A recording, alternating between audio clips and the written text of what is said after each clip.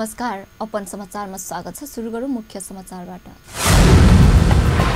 सिराहामा लागु औषध सहित 5 युवक पक्राउ, सिराहामा 1 युवकको शव फेला। रौतहटबाट डाक्टर राउत सहित 4 जनालाई पक्राउ।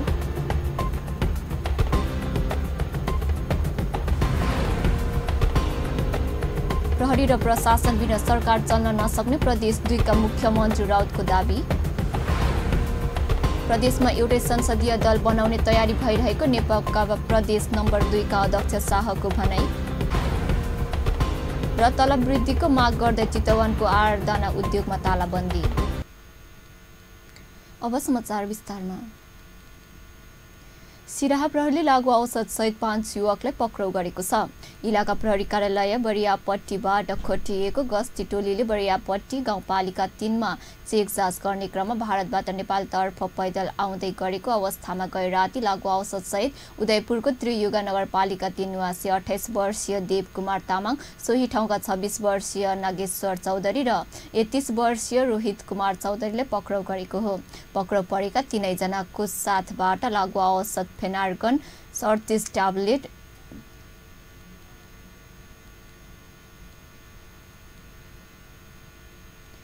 डिअल्जेब 36 ट्याब्लेट र लुफिजेसिक 38 ट्याब्लेट बरामद भएको जिल्ला प्रहरी कार्यालय सिराहाका प्रवक्ता तथा प्रहरी नायक उपनिरीक्षक माधवराज पोखरेलले जानकारी दिए।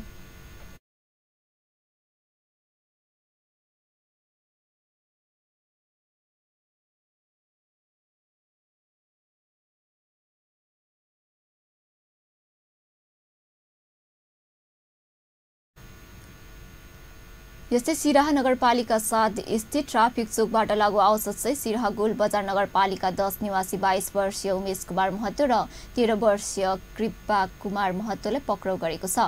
पक्राउ परेका दुवैजनाको साथबाट लागु औषध नाइट्रोफेट 150 ट्याब्लेट, नाइट्रोजन 100 ट्याब्लेट तथा फेनोबिन 36 एम्पुल बरामद भएको प्रहरी नायक उपनिरीक्षक खरेलले जानकारी दिए।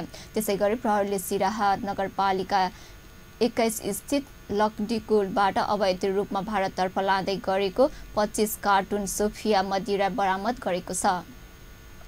यसैगरी सिराहाको बिर्जा नगरपालिका 3 स्थित कमला खोलाको किनारामा हिजो साँझ 1 युवकको शव फेला परेको छ।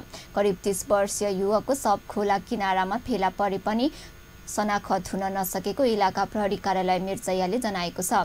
पोस्टमार्टमका लागि शव लाहान अस्पताल ल्याइएको प्रहरीले जनाएको छ। सप्तरी कञ्चनरूप नगरपालिका 2 मा आइतबार एक महिलाले आफ्नै शरीरमा आगो लगाई आत्महत्या गरेकी छिन्। स्थानीय अन्दाजी 20 वर्षीय रोशनी राउतले घरायसी विवादका कारण गोहली घर गाईगोठमा गई शरीरमा आगो लगाउँदा उनको मृत्यु भएको प्रहरी उपनिरीक्षक प्रतीक विष्टले बताउनुभयो। घरमा कोही नभएको बेला मट्टी तेल छर्किएर आगो लगाउँदा राउतको स्थानीय अस्पतालमा उपचारका क्रममा मृत्यु भएको इलाका प्रहरी कार्यालय कञ्चनपुरले जनाएको छ।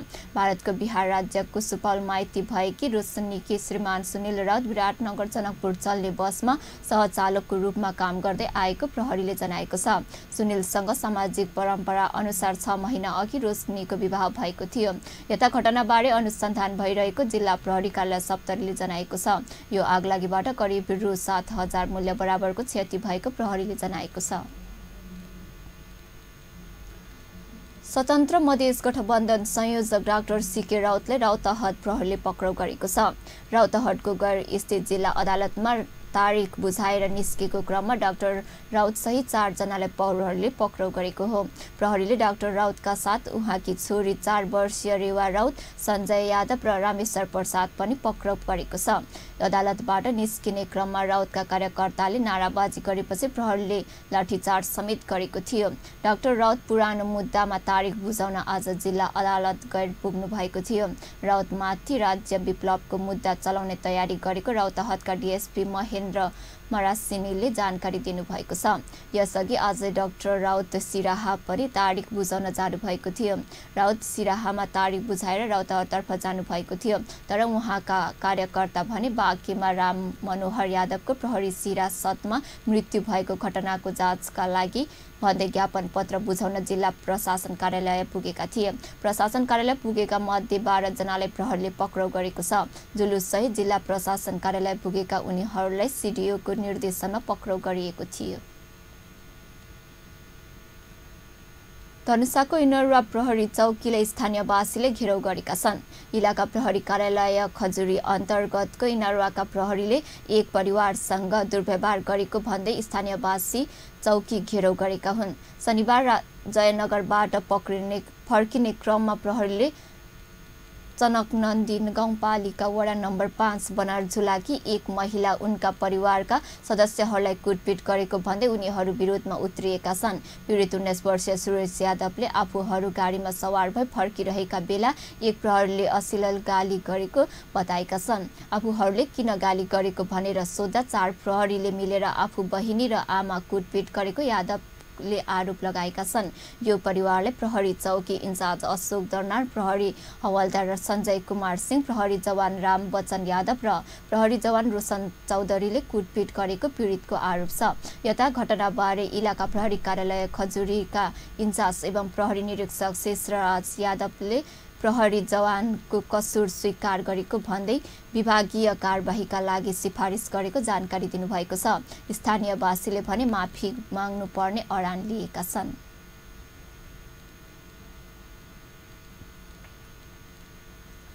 अब समाचारमा केही बेर विश्रामपछि प्रहरी र प्रशासन बिना सरकार चल्न नसक्ने प्रदेश 2 का मुख्यमन्त्री राउतको दाबी। प्रदेशमा एउटै संसदीय दल बनाउने तयारी भइरहेको नेकपा प्रदेश नम्बर 2 का अध्यक्ष शाहको भनाई। स्थानीयको माग गर्दै राहुल शिक्षक आन्दोलनमा काठमाडौँ सरकार विरोध प्रदर्शन। विश्रामपछि समाचारमा स्वागत छ। अब बाँकी समाचार। प्रदेश 2 का मुख्यमन्त्री लालबाबु राउतले प्रहरी र प्रशासन बिना सरकार चल्न नसक्ने बताउनु भएको छ। प्रदेश सभालाई सम्बोधन गर्दै राउतले प्रहरी ऐन ल्याउन संघीय सरकारले अवरोध गरेको आरोप लगाउनुभयो। प्रहरी बिना प्रदेशमा शान्ति सुरक्षा कायम गर्न नसकिने भएकाले प्रदेश सरकार अब हात बाँधेर नबस्ने उहाँको भनाइ थियो। मैं 2-3 टॉपिक पर 2-3 विधेयक पर मैं अपने बातों को रखना चाहता हूं। जो विधेयक हमारे सदन में आया, हमारे बीच में कंफ्यूजन है। कंफ्यूजन ये है कि अभी प्रहरी ले आने की कोई जरूरी नहीं, करार का कोई जरूरी नहीं। मतलब शायद मैं इस संबंध में सरकार का जो आपके जो जिज्ञासा आपका कोई हो सकता है कि आप कुछ जानना चाहते हो, उसको मैं आज स्पष्ट करने की कोशिश करूंगा।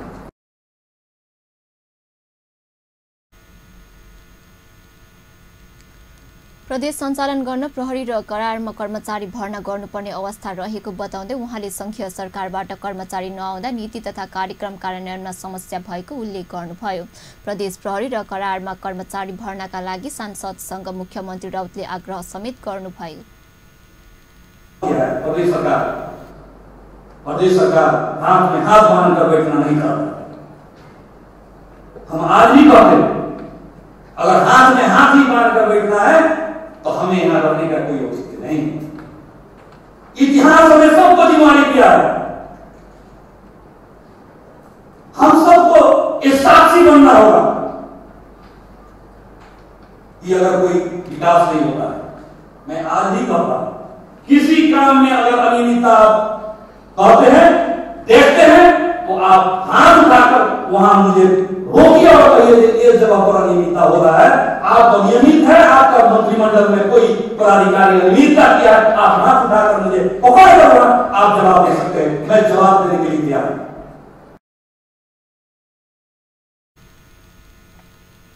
मुख्यमन्त्री राउतले प्रदेश प्रहरी ऐनमा विलम्ब नगरी तत्काल पास गर्न सांसदसँग आग्रह समेत गर्नुभयो। विपक्षी दलले बजेटमा संशोधन माग गर्दै शुक्रबार प्रदेश सभा बैठक अवरुद्ध गरेपछि प्रदेश सभामा राउतले सम्बोधन गर्दै बजेटमा रहेको त्रुटि सुधार गर्ने प्रतिबद्धता जनाउनु भएको थियो।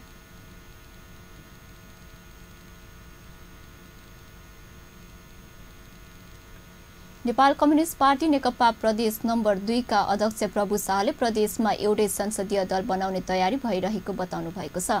नवनियुक्त प्रदेशका इन्चार्ज सत्यनारायण मण्डल, इन्चार्ज विश्वनाथ शाह र सचिव सुमन प्याकुरेलाई सँगै राखेर जनकपुरमा गरिएको अनौपचारिक पत्रकार भेटघाट कार्यक्रममा बोल्दै नेता शाहले प्रदेशको संसदीय दलदेखि ब्युरो कार्यालयको स्थापना र जिल्ला कम्युनिटीहरू टुङ्गो लगाउने गृह कार्य थालिएको समेत बताउनुभयो। एक तो हो गया है, लेकिन 2 नंबर प्रदेश के संसदीय दल अभी 2टा ही रहित स्थिति के काल हम सब विघटन के लिए एक नेपाल कम्युनिस्ट पार्टी प्रदेश नंबर 2 के संसदीय दल एकटा बनावे के निर्णय करे छे। दोसर इम्पोर्टेंट काम कि तब तक बीच के काम करे के लिए जिला से निचला कमिटी सबके एकीकरण करे के लिए दोनों कार्यालय जो हर एक जिला में 2 कार्यालय है, एक कार्यालय बनावे के लिए सब विवरण संकलन करे के लिए एक कार्यदल बनाने से।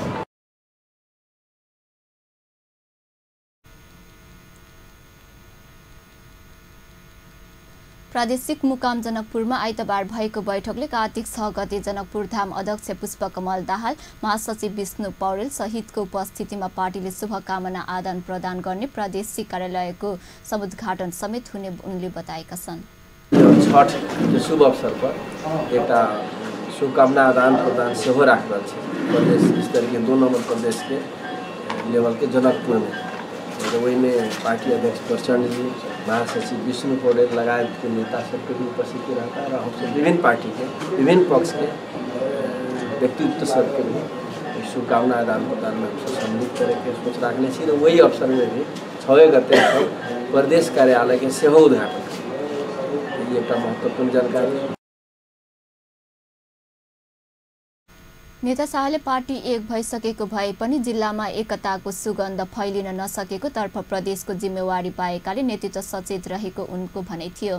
नेता शाहले प्रदेश नम्बर 2 सरकारले बजेटमा सबै दललाई समेट्न नसकेको भन्दै असन्तुष्टि समेत व्यक्त गरेका छन्। नेताहरूले तत्कालीन एमाले धनुषाको पार्टी कार्यालयमा प्रादेशिक कार्यालय बनाउने गरी स्थलगत अवलोकन समेत गरेका छन्। पत्रकार भेटघाटमा प्रदेशका सांसद, जिल्ला नेताहरूको समेत सहभागिता थियो।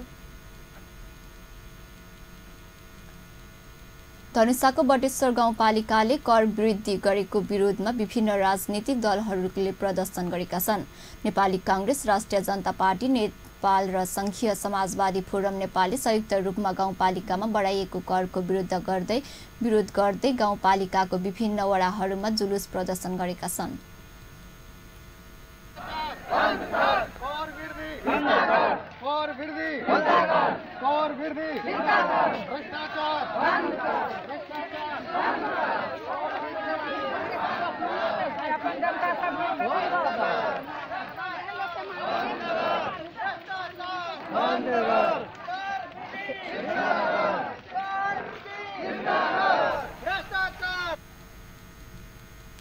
जुलुसपछि आयोजित कोट सभालाई सम्बोधन गर्दै तीनवटा पार्टीका नेताहरूले गाउँपालिकामा नेकपाको नेतृत्व र बहुमत रहेकाले चरम भ्रष्टाचार गरेको आरोप समेत लगाएका छन्। जे सरकार के जे निर्माण से भेल छै एगो स्थानीय सरकार भेलै जे गाउँपालिका, नगरपालिका और उप महानगरपालिका, तकर बाद प्रदेश के सरकार छै और संघीय सरकार छै। ई स्थानीय सरकार जे एखन भेलै जे गाउँपालिका आ तै अंतर्गत जे बटेश्वर गाउँपालिका में जे आई अपने के नेपाली कांग्रेस के द्वारा और एहिमे हम संयुक्त रूप से देख रहल छियै जे राजपा नेपाल और संघीय समाजवादी फोरम नेपाल संयुक्त रूप से खबरदारी जुलूस कर रहल छै। एहि के नितांत आवश्यक छलिय। एहि दुआरे जे देखल जाओ जे अखन जे मेयर उपमेयर जे बन गेल छै जे आके जनता के ठाड़ से कबला, जनता के सह नहीं न सके वाला अहाँ के किस्म के अहाँ के कर थपै छै और अपन फेर सुख सुविधा फेर थपै छै। जनता पर कर थपै छै आ अपन सुविधा थपै छै। गाड़ी किनते, अहाँ के भत्ता बढ़ते, टेलीफोन के सुविधा लेते, आवास के लेते, अनेक किस्म के सुविधा वो अपन वृद्धि करते आ जनता के कर अहाँ के वृद्धि करते। ओकरा सबके हम ई कह चाहै छी खबरदारी जुलूस छै संपूर्ण जे जनता पर लगायल जे थप कर सब छै आके अविलंब फिरता करऽ पड़तै और जनता के राहत के पैकेज के कार्यक्रम सब संचालन करऽ पड़तै से आके जोरदार मांग करऽ चाहै छी। हमर सबके पार्टी के नीतिगत घोषणा भगल छै कि जत जत राजापा के स्थानीय तह में जत सरकार छै तत कर वृद्धि नहीं करे के उ सब त हमरा सबके भए गेल छै मगर अभी हम सब बटेसर गाउँपालिका में आगे कर वृद्धि छै भ्रष्टाचारी छै एके बंद करबे करबे। अहिया के जन समुदाय जेकरा वास्तव में सत्ता दिए चाहिए जे संघीयता लौने है जे गणतंत्र लौने है तेकरा नहीं दक गलत आदमी के हाथ में द देल तै के बावजूद तै के लेल अभी हम सब दुख पाबि रहल छी। वास्तव में जे सब सत्ता देल ओकरा और के सेहो सब दुख पाबि रहल है लेकिन अभी फ्रंट में नहीं आबि रहल है कियाक त पार्टीगत एकटा विचार होइ छै तै दुआरे अभी सबके गली गली में जो जन जन में जो एकेटा विचार है कि टैक्स किया कते हाई बढ़ौला जे केंद्र सरकार नीति बन्नु लगेका। गाउँपालिकामा बढाइएको कर फिर्ता लिन र भ्रष्टाचार नियन्त्रण गरी सुशासन कायम गर्न उनीहरूको माग गरेका छन्। अब फेरि समाचारमा केही बेर विश्रामपछि स्थानीयको माग गर्दै राहत शिक्षकहरू आन्दोलनमा काठमाडौँमा सरकार विरुद्ध प्रदर्शन।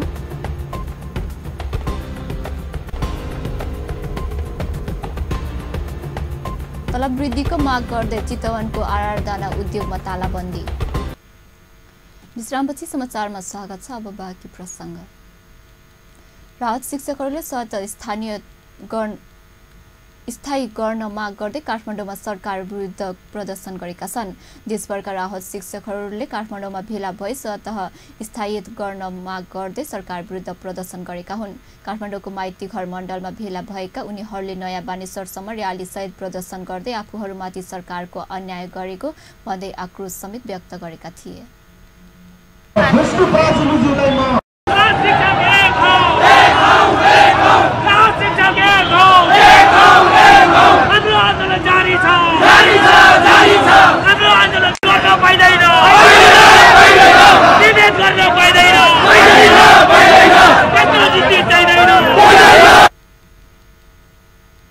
नेपाल राहत शिक्षक केन्द्रीय समितिको आह्वानमा आयोजित विरोध प्रदर्शनमा सहभागी राहत शिक्षकहरूले स्वतः स्थानीय नगरी सरकार विरुद्ध कडा आन्दोलन गर्न बाध्य हुने चेतावनी पनि दिएका थिए। सरकारले बढाएको न्यूनतम स्केल अनुसार तलब वृद्धिको माग गर्दै मजदुरहरूले चितवनमा आरआर दाना उद्योगमा तालाबन्दी गरेका छन्।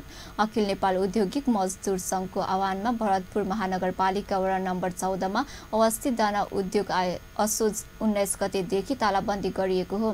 2075 साउन 1 गतेबाट सरकारले बढाएको न्यूनतम ज्याला पाउनु पर्नेमा उद्योग व्यवस्थापनले दिने तयारी नगरेकाले तालाबन्दी गरिएको मजदुर संघका सचिव शिवराज सापकोटाले जानकारी दिनुभयो। मजदुरहरूले खाइपाई आएको तलबमा 3750 रुपैयाँ थप गर्नुपर्ने माग गरेका छन्। उद्योगमा मजदुर सहित 20 जना कर्मचारीहरू कार्यरत छन्। सबै कर्मचारीहरू स्थायी हुन्। उनीहरूले 3 महिनादेखि तलब नपाएको बताएका छन्। दशैं नजिकिएको बेला पनि उद्योग सञ्चालकले तलब दिने छाटखाट नदेखाएको भन्दै मजदुर तथा कर्मचारीहरू आक्रोशित छन्।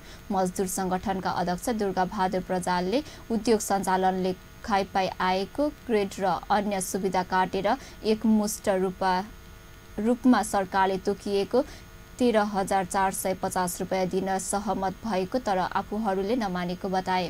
उद्योगमा तालाबन्दी भए पनि भएका वार्तामा सहमति हुन नसकेको अध्यक्ष प्रजाले बताउनुभयो। प्रधानमन्त्री केपी ओली संघीय लोकतान्त्रिक गणतन्त्रको कसैले पनि खोज्न नसक्ने बताउनु भएको छ। प्रधानमन्त्री ओलीले मुलुक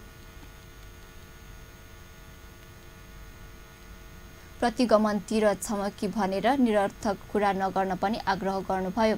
पत्रकार शुभ शंकर करेलद्वारा लिखित पुस्तक अवतरण आइतबार काठमाडौँमा विमोचन गर्दै प्रधानमन्त्री ओलीले मुलुक नयाँ युगमा प्रवेश गरेको उल्लेख गर्दै त्यसलाई संस्थागत गर्न जनताले बहुमत सहितको सरकार दिएको पनि स्मरण गराउनुभयो। प्रधानमन्त्री ओलीले आफू नेतृत्वको सरकारले पाएको बहुमत व्यक्तिगत नआएको पनि बताउनुभयो। उहाँले जनताको सचेत आन्दोलनद्वारा बनेको सरकारलाई कर्कलाको बानीको रूपमा टीका टिप्पणी नगर्न पनि सचेत गराउनुभयो। नेकपाका अध्यक्ष समेत रहनुभएका प्रधानमन्त्री ओलीले सरकार लोकतान्त्रिक प्रक्रियाभित्र रहेको र सोही प्रक्रियाबाट अघि बढ्ने प्रतिबद्ध पनि व्यक्त गर्नुभयो। पुस्तकले मुलुकलाई अघि बढाउन सघाउ पुर्याउने उल्लेख गर्दै प्रधानमन्त्री ओलीले मुलुकको समृद्ध विकासका लागि अरू पुस्तक लेख्दै जान पनि पत्रकार करेललाई शुभकामना दिनुभयो। अब प्रतिज्ञा गर्नुपर्ने दिनुभएको छ, त्यतिकै भवितव्यले हो र। पहिलेदेखि कोसिस गरेर, पहिले घोषणा गरेर, चुनाव अगाडि घोषणा गरेर, चुनाव पछाडि सरकार बनेपछि अस्ति हामीले जेठमा त एकदम त्यसले एउटा प्रक्रिया लिएको छ। त्यस कारण यो भवितव्यमा आएको होइन। कसैले प्रतिगमनतिर देश जान्छ कि भन्ने पनि सोच्छ। फर्किन्छ, खोस्यो भने लोकतन्त्र, तर प्रतिगामी शक्तिहरू फर्किँदैन। कहिले समय नपुग्दै भेलले जसरी हुत्तिएर बगेको छ भने मैले अघि भने नि फ्रान्सको जस्तो कहीँ वात्त आन्दोलनले फालेको हुन्छ, फर्किन्छ। ब्रिटेनमा भएको छ त्यस्तो, स्पेनमा भएको छ, कतिपय ठाउँमा वात्त एउटा मास मुभमेन्टले फालेको हुन्छ, फेरि समीकरणमा फर्किन्छ। तर यहाँ जनताको सचेत आन्दोलनले उहिलेदेखि लामो समय दशकौँसम्मको सङ्घर्षबाट निकालेको निष्कर्षबाट बने हो। त्यस कारण यसमा कसैले भन्छन् मानिने यो सरकार चाहिँ कर्का लागु पानी हो कि जस्तो गरेर बेड समातेर हल्लाइदियो, मानिने त्यो फटाफट त पारबाट चल्छ। लोकतान्त्रिक प्रणालीभित्र हामी छौँ, लोकतान्त्रिक प्रणाली हो, त्यस प्रक्रियाबाट हामी जान्छौँ अगाडि। यस पुस्तकले यी कुराहरूलाई सङ्केत गरेको छ र त्यो विश्वास जगाउने भूमिका खेलेको छ भन्ने मैले ठानेको छु। मैले सविस्तार त पढ्न भएन, तर मोटामोटी मैले हेरेँ, मोटामोटी पढेँ मैले।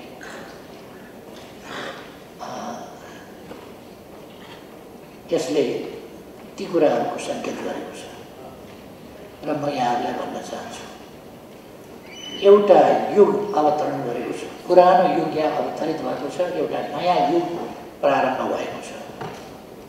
यो अवतरण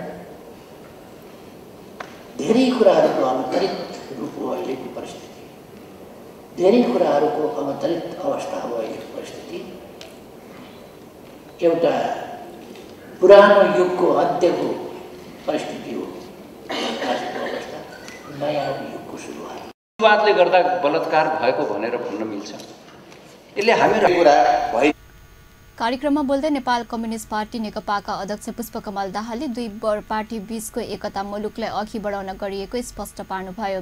उहाँले माओवादी जनयुद्ध ठिक समयमा व्यवस्थापन गरेर आफूले शान्ति प्रक्रियालाई अवतरण गराएको पनि स्मरण गराउनुभयो। देशलाई लैजाने र यसलाई संस्थागत गर्ने कुरामा मेरो सहयोग रह्यो र अहिले कम्युनिस्टहरूलाई एकताबद्ध गरेर मात्रै यो देशमा राजनीतिक स्थिरता सुनिश्चित गर्न सकिन्छ र विकास सुनिश्चित गर्न सकिन्छ भन्ने आधारमा हामी खास गरी अहिले सम्माननीय प्रधानमन्त्रीजी र मेरो बिचमा कुराकानी भएर उहाँले पनि साहसको साथ जाउँ भन्ने र मैले पनि अब नेपालको आवश्यकता यही नै हो भन्ने आधारमा हामी एकता गऱ्यौँ र अहिलेको यो परिस्थिति सिर्जना भएको छ। नेपाल गरिब र पिछडिएको देश नभएको भए हामीले जो राजनीतिक परिवर्तन र शान्ति प्रक्रिया जसरी सफल गरेका छौँ त्यसका अरू थुप्रै पक्षहरू छन्। मलाई थाहा छैन यो किताबमा त्यो उल्लेख छ कि छैन। मैले पश्चिम भ्रमणमा गएर क्यान्टोनमेन्टमा गएर हेरेपछि र आफ्नो पार्टीभित्र चलेको वैचारिक सङ्घर्षको तिक्तता र तीव्रता हेरिसकेपछि र क्यान्टोनमेन्ट मित्र हुन थालेको गतिविधि देखेपछि मैले प्रधानमन्त्री त्यति बेला सुशील कोइराला हुनुहुन्थ्यो, आज नै नेपाली सेनालाई क्यान्टोनमेन्टमा पठाउनु पर्यो र आज नै हतियार व्यवस्थापन गर्नु पर्यो। भोलिसम्म पर्ख्यो भने धेरै ढिलो हुन सक्छ भनेको छु। किनकि राजनीतिक नेतृत्वले मेरो ज्ञानले र मेरो अनुभवले के बताएको छ भने ठिक समयमा ठिक निर्णय लिन सकिएन भने ठुल्ठुला दुर्घटना निम्तिहाल्थ्यो। त्यो बेलाको नेपाली कांग्रेसको नेतृत्व गिरिजाप्रसाद कोइरालाले लिनुभयो। माओवादी सशस्त्र सङ्घर्ष रूपान्तरण र एमाले माओवादी एकताका विषयवस्तु समेटिएको पुस्तक विमोचन कार्यक्रममा कांग्रेस नेता शेखर कोइराला, प्राध्यापक कृष्ण खनाल लगायतको उपस्थिति रहेको थियो। अब खेलकुद समाचार। मलेसियामा भइरहेको विश्वकप टी20 छनौट क्रिकेटमा भोलि नेपालले भुटानसँग प्रतिस्पर्धा गर्नेछ। समूहमा लगातार 3 खेलमा जित हात पार्दै अङ्क तालिकाको शीर्ष स्थानमा रहेको नेपाल भोलि खेल पनि आफ्नो पक्षमा पार्ने दाउमा हुनेछ। नेपाल र भुटान बीचको खेल राति 8 बजेदेखि सुरु हुनेछ। जारी प्रतियोगितामा भुटानले 1 खेल मात्रै जितेको छ। 7 टोली सहभागिता एसियाली समूह बी को छनौट प्रतियोगिताबाट शीर्ष 3 टोली अर्को चरणको छनौटका लागि जानेछन्। पहिलो खेलमा म्यानमार र दोस्रो खेलमा मलेसिया मात्मी नेपालले 8 विकेटको जित निकालेको थियो। तेस्रो खेलमा थाइल्यान्डलाई 140 रनले पाखा लगाएको थियो।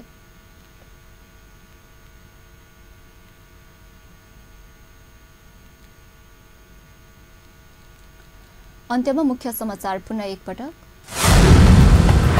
सिराहामा लागू औषध सहित 5 युवक पक्राउ, सिराहाकै 1 युवकको शव फेला। रौतहटबाट डाक्टर राउत सहित 4 जनालाई पक्राउ।